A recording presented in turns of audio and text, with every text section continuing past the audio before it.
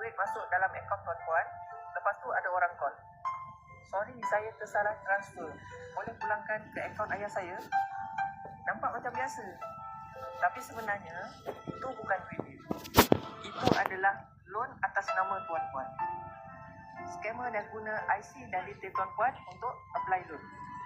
Bila duit tu masuk, dia suruh transfer balik.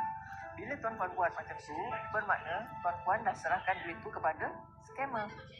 Habis loan tu atas nama tuan-puan. Tuan-puan yang kena tanggung. Dianya hilang. Jika perkara ini terjadi kepada tuan-puan, pertama, jangan panik. Kedua, jangan transfer walau sesen pun. Ketiga, hubungi bank menggunakan nombor rasmi. Dan yang keempat, biarkan bank yang handle. Red flagnya simple je tuan-puan.